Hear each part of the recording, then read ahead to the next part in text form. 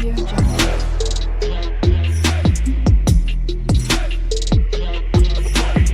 Audio Jungle. Hello guys, ഇന്നിവിടെ ഞാൻ try ചെയ്യാൻ പോകുന്നത് കൊഴുവ ഫ്രൈ ആട്ടോ. ഞങ്ങളുടെ നാട്ടിൽ ഇതിന് കൊഴുവാന്നും പറയും, നത്തലെന്നും പറയും. നിങ്ങളുടെ നാട്ടിൽ എന്താണ് ഈ മീനിന് പറയുന്നുള്ളതെന്ന് കമൻറ്റ് ചെയ്യണേ. അതിന് വേണ്ടിയിട്ട് ഫ്രൈ ചെയ്യാൻ വേണ്ടിയിട്ട് നമ്മൾ കുറച്ച് മസാലകൾ തയ്യാറാക്കണം. അതിന് വേണ്ടി മിക്സർ ജാറിൽ കുറച്ച് ചെറിയ ഉള്ളി, ഇഞ്ചി, വെളുത്തുള്ളി, കുരുമുളക് ഇട്ട് കൊടുത്തിട്ടുണ്ട്. ഒന്ന് ക്രഷ് ചെയ്ത് എടുക്കണം. അധികം അരയാൻ പാടില്ല, ജസ്റ്റ് ഒന്ന് ചതച്ചെടുക്കാനേ പാടുള്ളൂ. നമ്മളിവിടെ ചതച്ചെടുത്തിട്ടുണ്ട്. ഇനി നമ്മൾ ആ മീനിലേക്ക് അത് ഇട്ട് കൊടുക്കണം.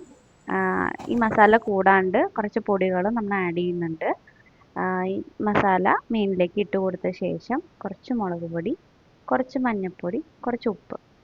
മുളക് പൊടി ഞാൻ എരിവുള്ള മുളക് പൊടി ആയതുകൊണ്ട് 1.5 ടീസ്പൂൺ ഇട്ടുള്ളൂ. എരിവില്ലാത്ത ആണെങ്കിൽ നിങ്ങൾക്ക് 2 ടീസ്പൂൺ ഇടാം. കാശ്മീരി ചില്ലി ഉപയോഗിക്കുന്നവർക്ക് ഉപയോഗിക്കാം. ഞാൻ കാശ്മീരി ചില്ലി ഉപയോഗിക്കാറില്ല, അതുകൊണ്ട് അത് എടുക്കുന്നില്ല.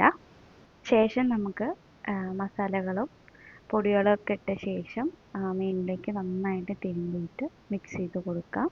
നന്നായിട്ട് എല്ലാ മീനിലേക്കും ഈ മസാല മിക്സ് ആവണം. അതായത് എന്നാലേ അതിൻ്റെ ടേസ്റ്റ് നമുക്ക് കിട്ടുള്ളൂ. അപ്പോൾ കുറച്ച് നേരം റെസ്റ്റ് ചെയ്യാൻ വെച്ച ശേഷമാണ് നമ്മളത് വറക്കാൻ, അതായത് ഫ്രൈ ചെയ്തെടുക്കുന്നുള്ളൂ.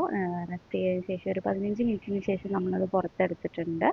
ഞാനിവിടെ പാനിന് പകരം ഒരു ദോശക്കല്ലാണ്, പരന്ന ദോശക്കല്ലാണ് ഞാനിവിടെ ഫ്രൈ ചെയ്യാൻ ഉപയോഗിക്കുന്നത്.